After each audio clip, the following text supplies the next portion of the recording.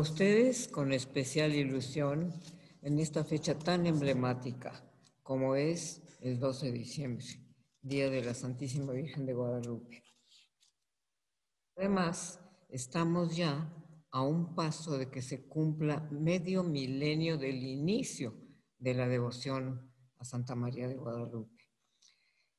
Desde este momento, la Virgen, desde aquel momento, la Virgen ha estado presente en el acontecer de México, tanto en sus alegrías como en sus tristezas, en sus triunfos y en sus tribulaciones, en sus aciertos y en sus reveses. Han sido 500 años durante los cuales su presencia ha estado inspirada en torno a un espíritu de ayuda, de respaldo, de acompañamiento a todos nosotros, a todos los moradores de estas tierras. Pero también han sido 500 años en los que su mensaje ha influido de manera verdaderamente sobresaliente en las emociones, en los pensamientos, en los procederes de nuestra nación. Este medio milenio de presencia guadalupana ha sido tan decisivo que para tratar de entenderlo, para realmente valorarlo en toda su extensión, les propongo volver los ojos un poco atrás y mirar por la ventana de la historia para asomarnos al México de aquel entonces, al de 1531, cuando llega la Virgen al Tepeyac. Solo así, si miramos un poco hacia atrás, nos podemos explicar el porqué del inicio de la devoción en aquel México sufriente, estoico y resistente que estaba pasando por uno de los periodos más críticos de su historia. En 1531, 10 años después de la conquista, estaban todavía muy frescos los efectos de la guerra. Una guerra que había sido especialmente despiadada, al punto de que México había quedado gravemente lastimado.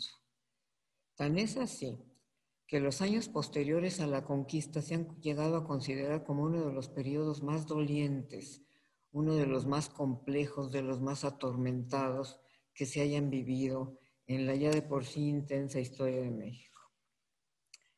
Este recordar, por ejemplo, que Tenochtitlan, la lujosísima capital de los mexicas, la Venecia del continente americano, una de las ciudades más influyentes del Nuevo Mundo, había quedado completamente arrasada y con ella una gran parte de su población.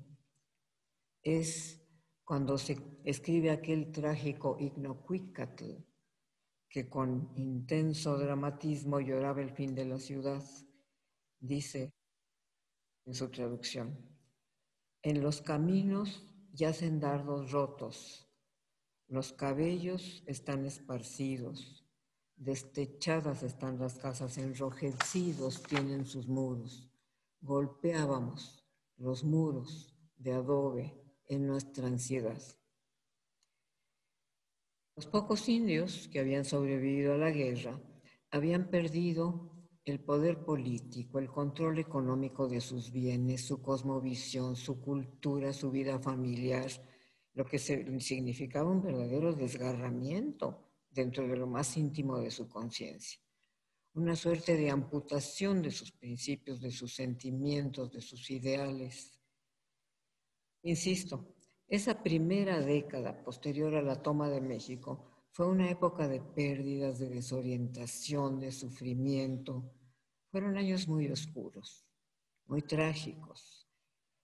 Yo creo que ustedes están de acuerdo conmigo en que es difícil manejar daños tan severos como a los que se vivieron en aquel entonces.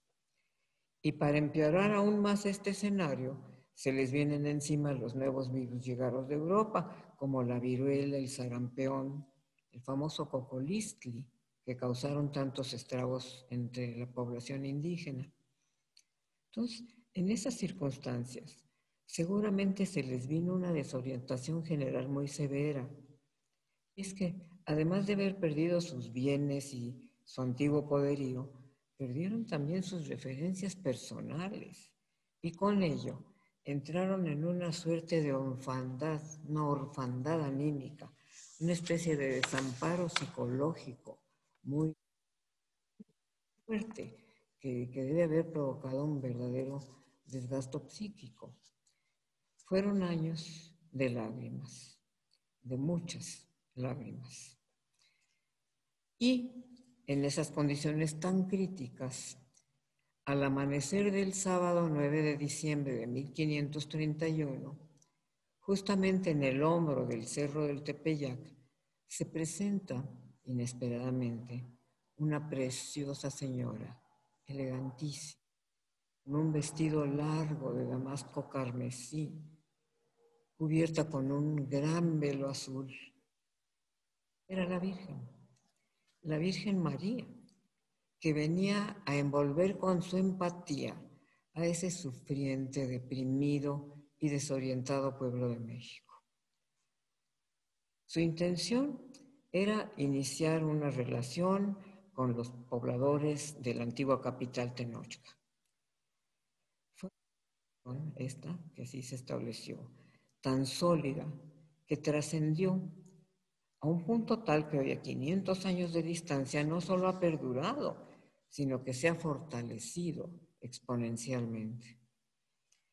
Pero para observar el proceso guadalupano con la honestidad que exige el rigor académico, voy a intentar irme a las fuentes y empiezo por el documento Princeps de la copiosísima bibliografía guadalupana. Me refiero al Nican Mopogua, un manuscrito humilde, hoy maltratado, de solo 16 hojas, cuyo original se encuentra actualmente resguardado en la Biblioteca Pública de Nueva York, bajo la sección Monumentos Guadalupanos. Esta obra fue escrita dentro del más puro náhuatl clásico por Antonio Valeriano, a quien se le consideraba como el principal y más sabio de los estudiantes del insigne Colegio de la Santa Cruz de Tlatelolco. De acuerdo a Miguel León Portilla, el Nican, bueno, como ustedes saben, hago el paréntesis, decir Nican Mopogua quiere decir aquí se cuenta.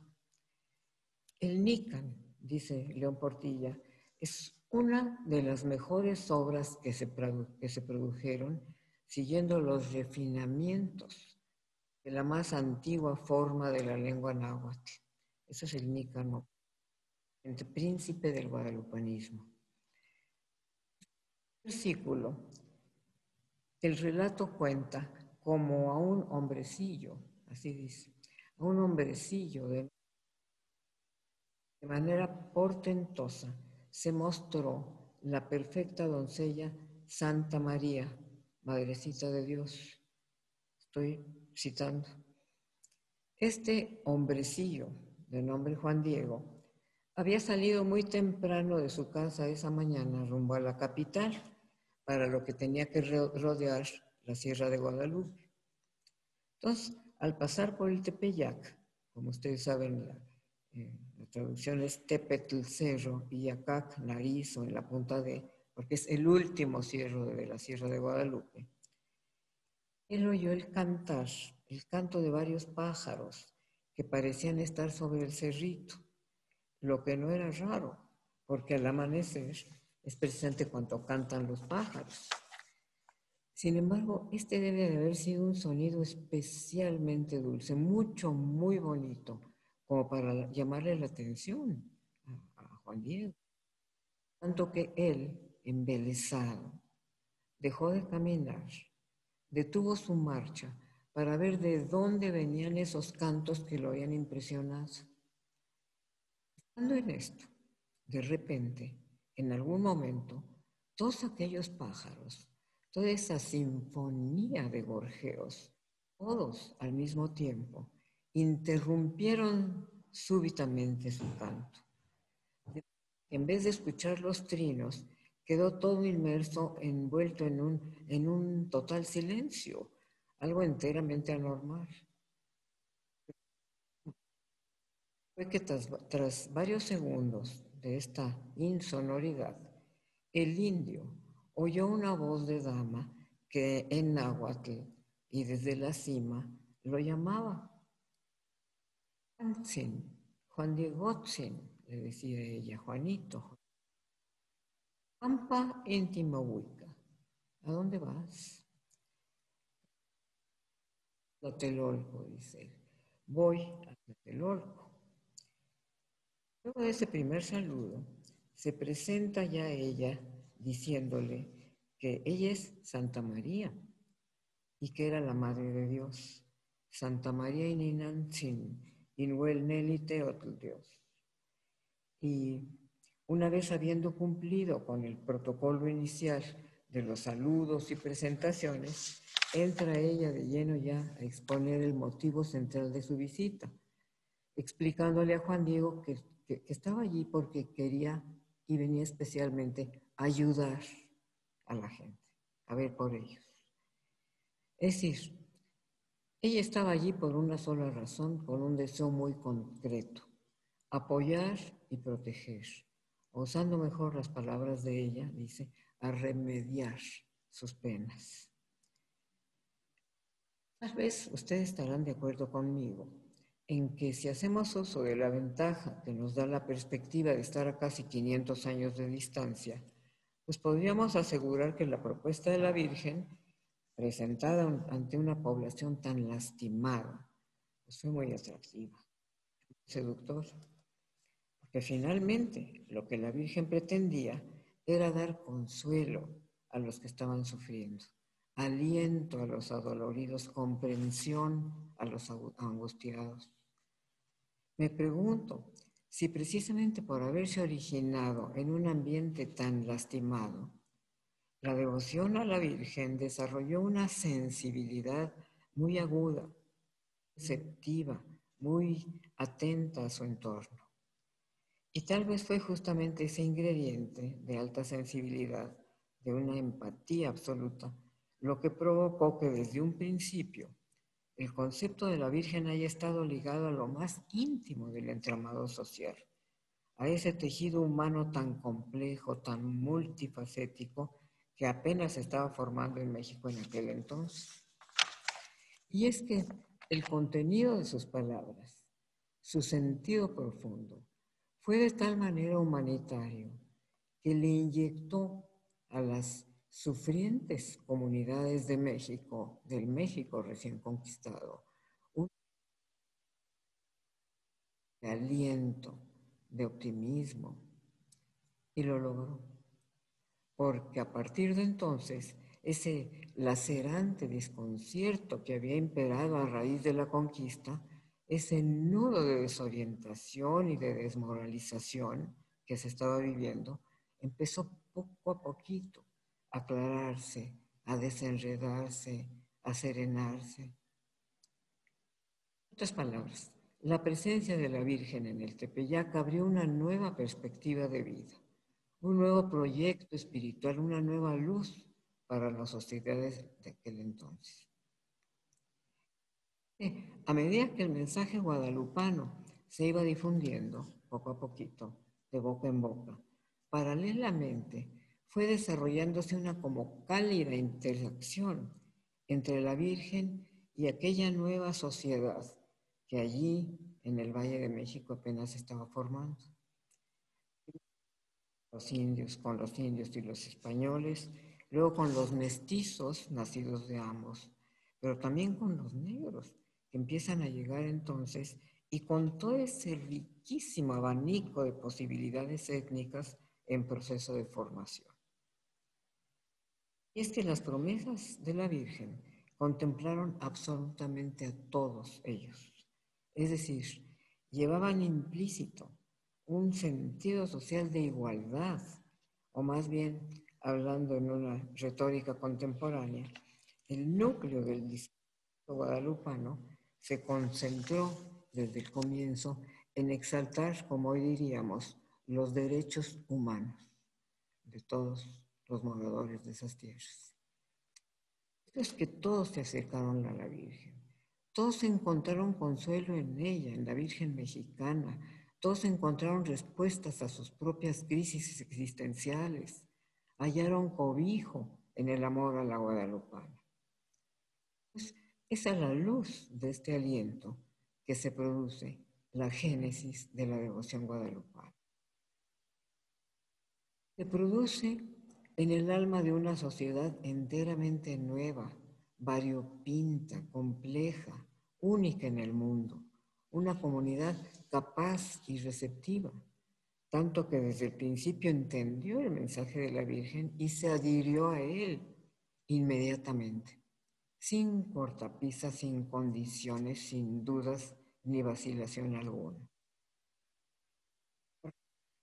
Estas de la Virgen, empieza entonces a florecer una como interrelación afectiva y de confianza entre ella y ese tejido social tan polifacético, plurilingüe, cosmopolita, pero también incomprendido y sufriente como eran los mexicanos.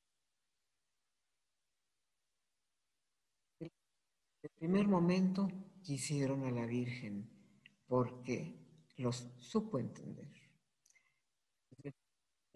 Se le entregar, porque ella supo cómo penetrar en la profundidad de sus almas, cómo tocar sus fibras más íntimas, cómo llegar a lo más recóndito de su corazón.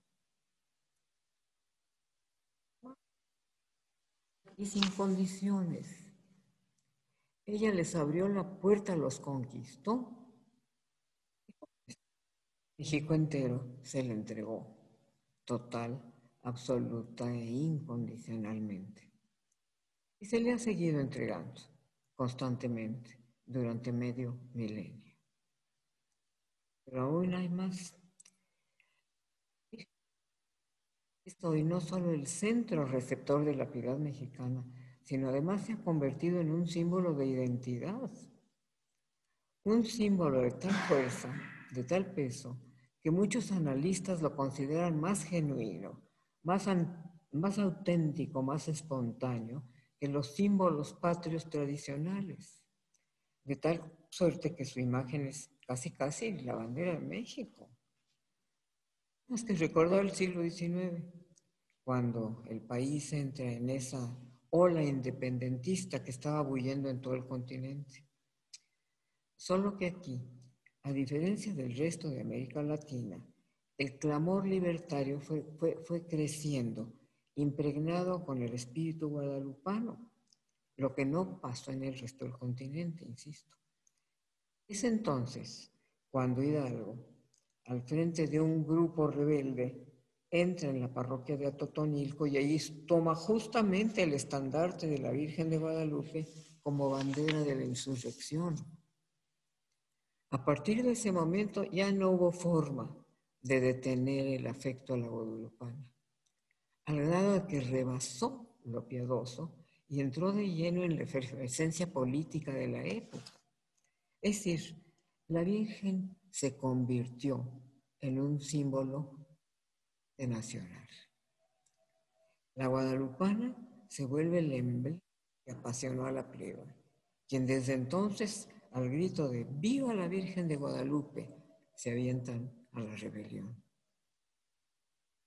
Cuenta Bustamante que durante el sitio de la Lóndiga de Granaditas, en Guanajuato, los insurgentes tenían solo un común denominador: la estampa de Nuestra Señora clavada al centro de sus sombreros.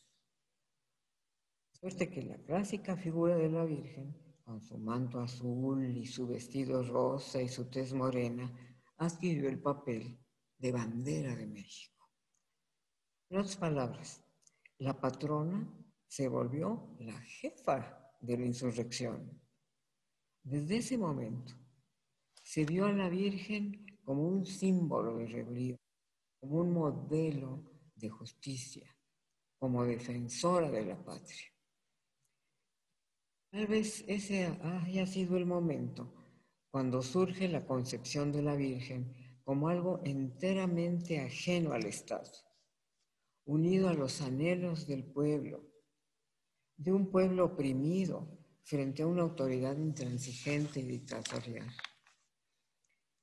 Pero siguiendo adelante con la historia, cabe recordar ya en el siglo XIX los efectos de la Reforma en el santuario guadalupano a mediados del siglo XIX. Como todos ustedes saben, en enero de 1861 entra Juárez a la capital y instala el gobierno ya formalmente. Pues ordena hacer una revisión muy cuidadosa en el santuario de Guadalupe con objeto, oigan esto, de llevarse los objetos de mayor valor. Ese día, a resultas de esa revisión, fueron extraídos de la colegiata pues varias cosas, varias alhajas, empezando por, increíble, el marco que rodeaba la imagen de la Santísima Virgen.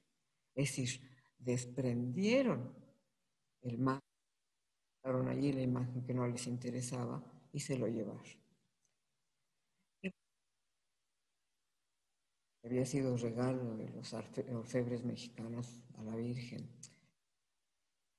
Pesaba 4.050 castellanos y había sido donado por los doctores don Luis y don Cayetano Torres Quintero, dignidades de la Santa Iglesia Metropolitana. Ellos lo encargaron a los orfebres y así se fue a la colegiata. Afortunadamente, 2 días después, el mismo gobierno se conoce que se arrepiente, recapitula y seguramente preocupado ante la posibilidad de una reacción violenta del pueblo al ver la imagen de la guadalupana ultrajado, da marcha atrás y ordena que se devuelva inmediatamente todo al santuario, alegando que había sido un error, ya que no se había girado ninguna orden, de manera que se regresaba todo.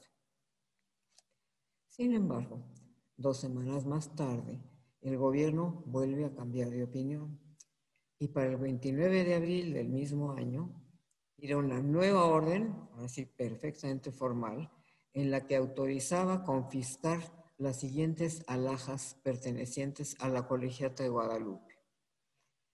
La única custodia de oro que quedaba aún en el santuario, cuyo peso era de 32 marcos y 1 onza y media. Esta parece haber sido un tesoro de orfebrería, pues se dice que estaba adornada con una multiplicidad de piedras preciosas y tenía un valor en aquel entonces de 1,000 pesos. Se la llevan. Se llevan también el único cáliz de oro que quedaba en el santuario. Este pesaba 3 marcos y 5 onzas y era el que se usaba para celebrar las misas solemnes. Se llevaron el bejuco, el pastoral, el anillo del apóstol San Pedro, los libros, todo. Se llevaron también el bastón de don Agustín de Iturbide, que había sido depositado a los pies de la Santísima Virgen por su hijo mayor en 1861. Se llevaron los 6 arbotantes de oro donados por el doctor Garavito, canónigo de la colegiata, así como las bichas de plata que decoraban la crujía que rodeaba el presbiterio y que había sido una donación del virrey don Antonio María de Bucareli.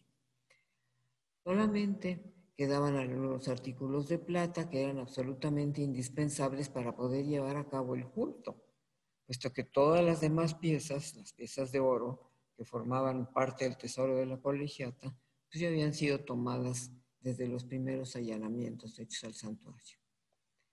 Por otro lado, la colegiata tenía también varias propiedades que le habían sido donadas a través de los años gracias al amor del pueblo hacia la Virgen. Eran unas cuantas casas donde vivían los canónigos, los prebendados, los capitulares de la colegiata. Es decir, no eran edificios mediante los que la colegiata hiciera negocio, no eran edificios de productos, sino del uso indispensable para los que trabajaban atendiendo a los peregrinos. Sin embargo, debido a que dichas propiedades quedaban sujetas a la Ley de Nacionalización de Bienes Eclesiásticos de 1859, las autoridades de la colegiata, en un intento de defensa, solicitaron al gobierno que las aceptara de la desamortización, aduciendo la necesidad que de ellas tenía, y sobre todo mencionando el artículo 8 de la ley, que contemplaba excluir el decreto expropiatorio aquellas casas que estuvieran habitadas por los párrocos, cumpliendo su trabajo.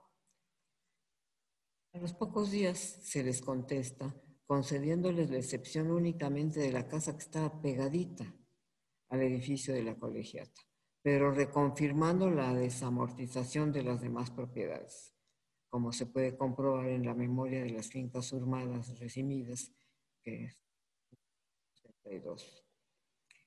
Es indispensable señalar que con la desamortización y nacionalización de los bienes de la Iglesia, la economía de México cambió sustantivamente, ciertamente.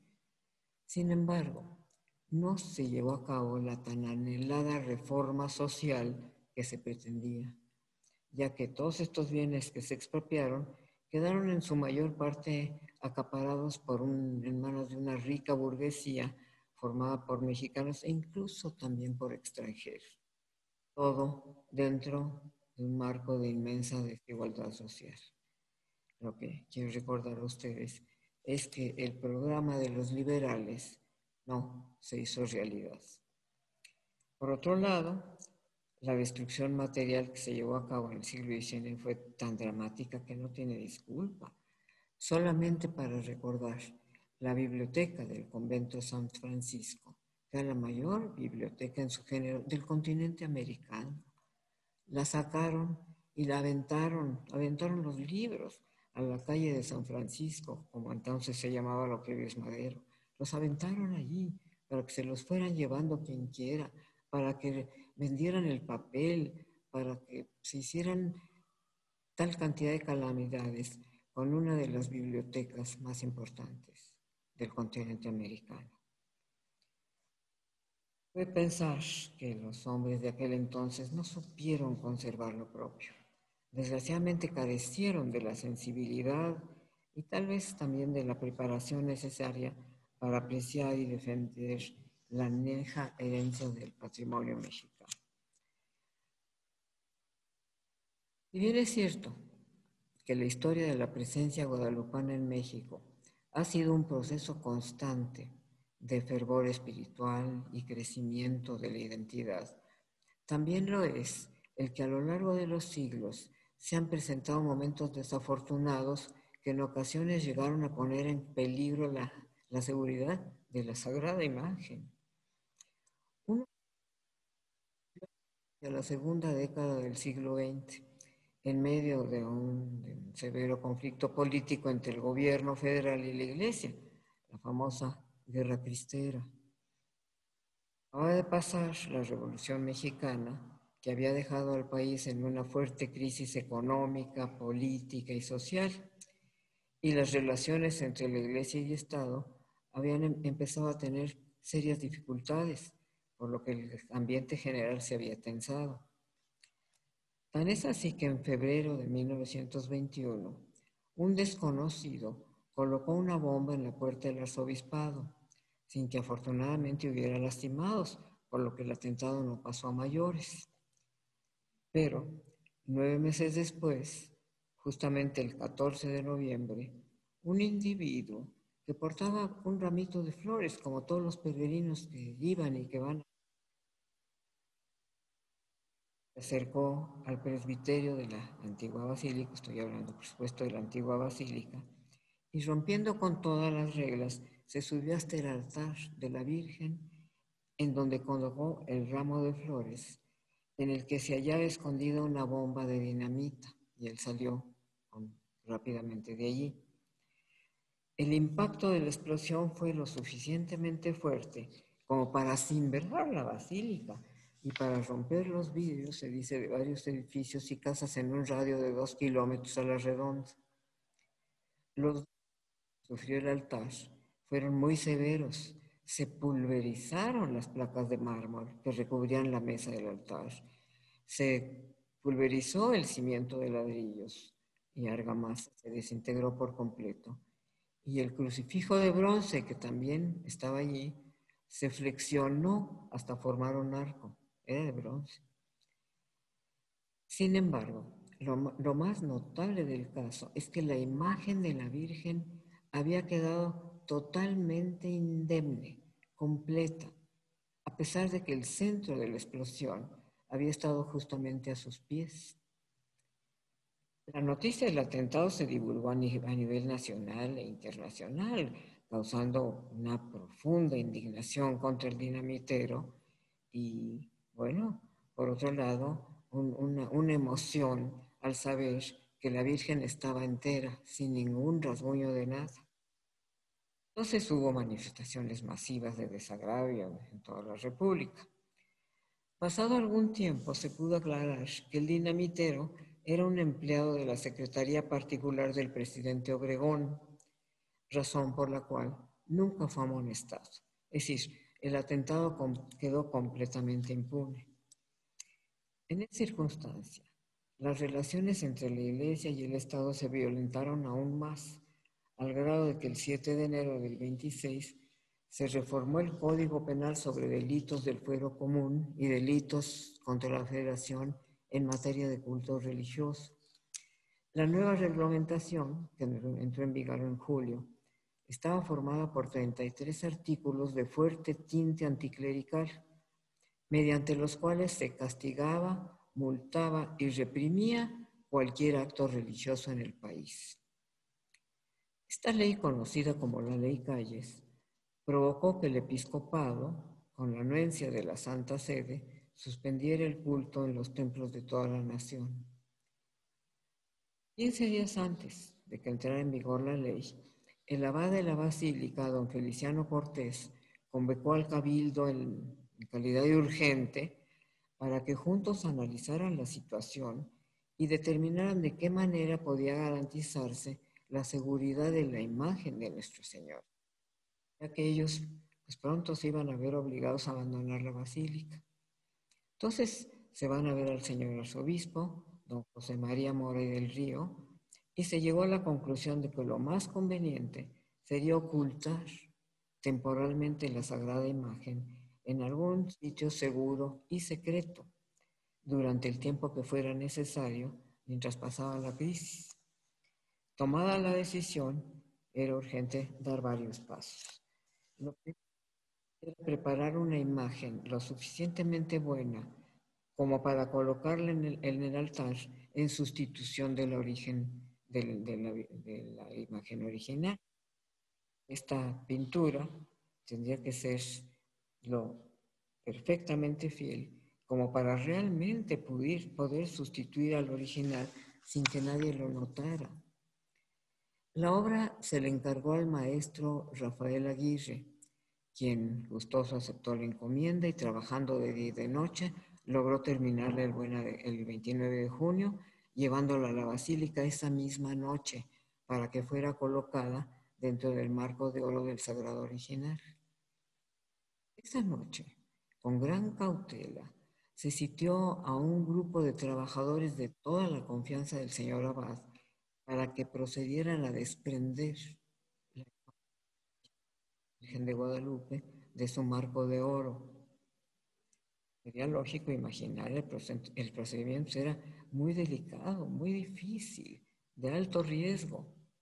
Ya el delegado de Bienes Nacionales, don Ángel Viganco Esteve, había mandado sellar el marco con la vidriera, precisamente para evitar que el original se moviera, razón por la cual esa noche los trabajadores del abad tuvieron que desprenderlo desde la parte de atrás. Una vez desprendido, lo bajaron con gran cuidado, entre oraciones y también algunas lágrimas de emoción y también tal vez de angustia. De inmediato envolvieron el sagrado original de la Virgen, tela de seda, lo envolvieron perfectamente y la lacraron, la sellaron. Y para darle mayor protección, con una tela de jerga, fíjense, de jerga gruesa, volvieron a envolver todo y para que quedara perfectamente oculto.